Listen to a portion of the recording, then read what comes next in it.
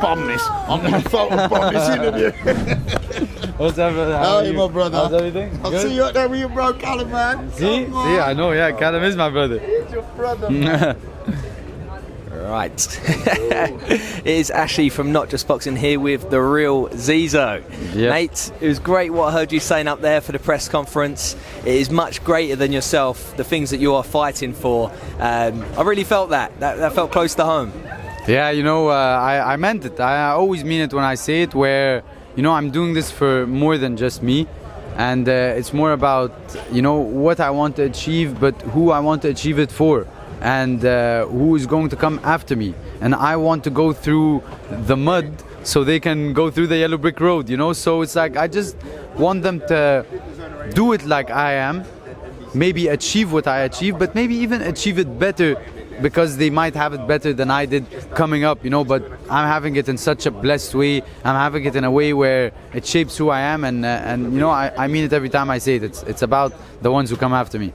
I love that. So let's talk about the Mike Tyson Boxing Club in Saudi Arabia.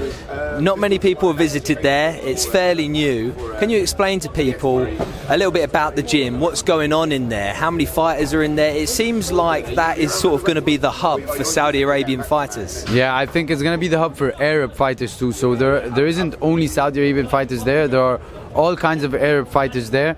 And you know, the real ROI from these events, especially to a non-Saudi, is to visit Saudi, love Saudi, come and spend time in Saudi. But the ROI for us in Saudi, as Saudis, is the ecosystem. Is to use these events to inspire the young and upcomers, and then to use the fighters on the events to inspire the young ones and the upcoming ones too. So who better to inspire too than young Saudi fighters who are there too. So tonight we saw not just me, but me and Mo too, who is also taking part in the card. So this is the first time where we see that, you know, His Excellency Turki Al-Sheikh always likes to make history and always likes to step it up. So in the beginning it was either me on the card, then he brought in Mo, then it was either me, him. Then he said, I want to step it up. For the first time in history, we see two Saudis fighting on the same card. Well, we're doing it that night, and I have no doubt that we're both going to have outstanding performances. But again, I look forward to the dozens of fighters who are going to come after me and have those performances too. So you mentioned about you want people to come visit Saudi. You want people to really embrace the culture. If someone was to come to Saudi, let's say for this massive card, arguably the biggest card in boxing history, if they were coming for the week, what would you recommend they do when they touch down? Where should they go? What should they eat? You know, what music should they be listening to? How can they embrace the Saudi culture? Look, there's something that just opened in Saudi, and it's new, and it's called Dunes.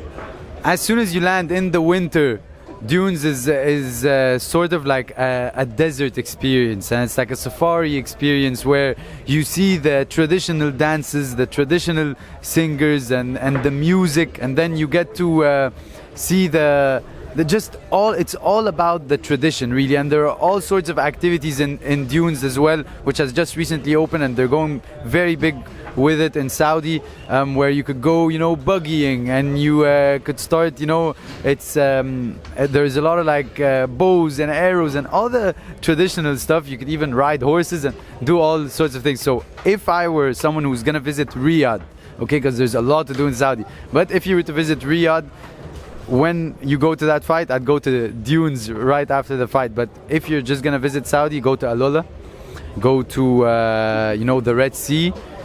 There's just a lot of stuff, Neom, a lot of stuff, Sindala Island, which just recently opened too.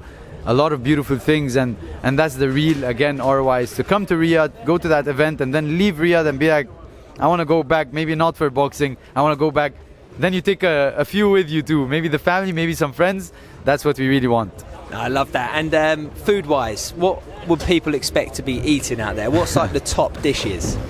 Kabsa. You know, kabsa is the top dish, which is usually, you know, rice and chicken. You could have a chicken kabsa, you could have a lamb kabsa, but I love them lamb kabsa, you know, so it's just lamb and rice.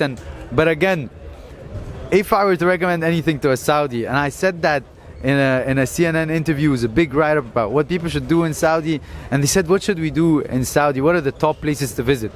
And I said the top places to visit is a local Saudi's home, especially one that has a Saudi grandmother that's still present in that home, because when the grandmother is there, when the Saudi home is alive there, it's alive because the grandmother is there. And it's always the Saudi grandmothers are always the ones who joke, are always the ones who welcome you, are always the ones who treat you and stuff. So the real experience is to go into the house, sit on the floor, have the trays of the kapsa there, and we eat with our hands too. So just really experience eating in that specific way.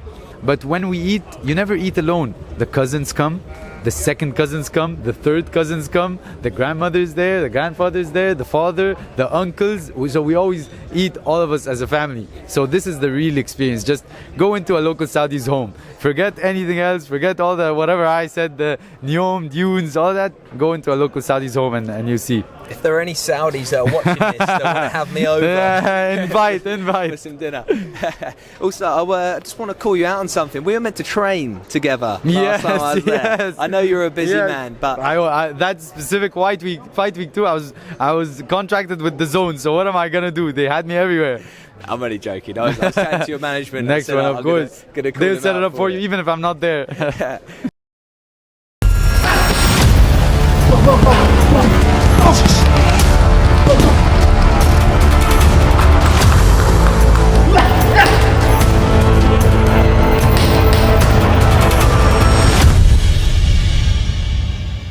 I'm excited to see you fight. It's a shame that the opponent's not been announced yet. Yeah. I would love to, I'm sure you more than anyone, I would love to know at least what style of guy you're fighting, you know, what type of step up it's going to be. I don't know. I'm in camp, I'm preparing. They're sorting out the opponent soon, I hope. But again, you know, I just focus on me.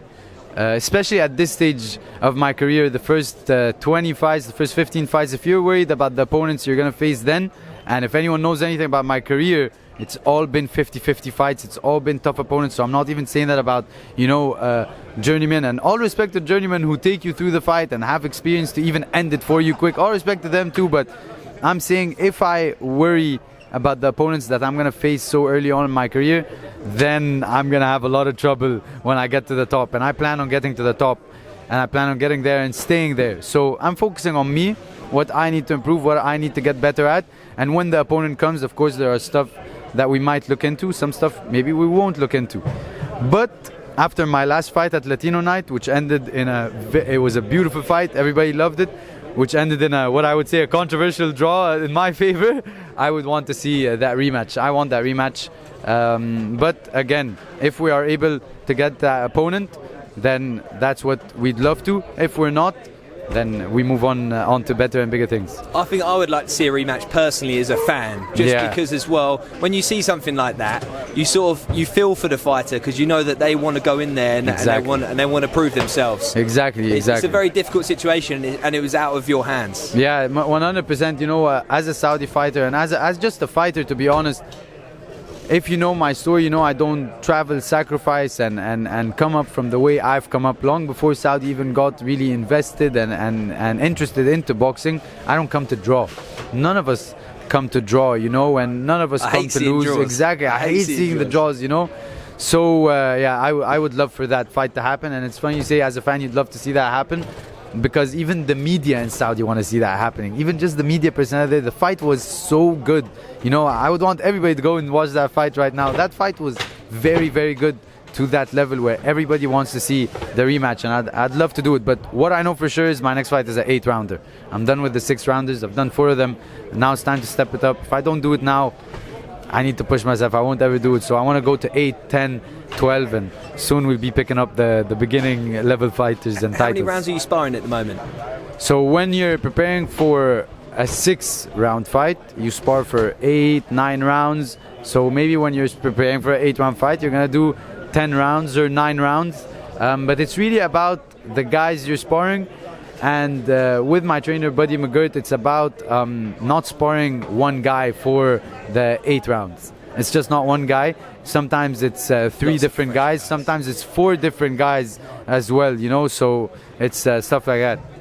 Yeah, no, that's brilliant. And who are you sparring right now? Is there any names in the gym? Obviously, people probably wouldn't have heard of them, but is there anyone specifically in the gym that is giving you some good work? Well, I start sparring next week, you know. I start sparring next week, but I'm in the Rotunda. And any sparring at the Rotunda, any fighter you know at the Rotunda is just a great fighter, you know. They've built the likes of Callum Smith, and they've built the likes of Liam, Paul, Stephen. I think Tony Bellew was Tony Bellew too. And then you also see a huge and good up and coming fighter, you know, and he's just signed with Boxer too. Someone I've been sparring for some time now, Frankie Stringer as well, who's a very good person before he's a good fighter, but a great fighter, and can't wait to see his, you know, story unfold too. Yeah, he's a brilliant fighter. Yeah, honestly, brilliant fighter. There's a lot of talent in Rotunda. Yeah. And what I especially like up north is they're all tough. I was just gonna say the best thing about Liverpool is in other places, cities, and countries to spar. When you hit him with a good one, it stops them in their tracks. Problem with Liverpool is when you hit him with a good one, it stops you in your tracks. You know, they're coming for you, and you feel like he looks like one in front of you, but there are three coming at you.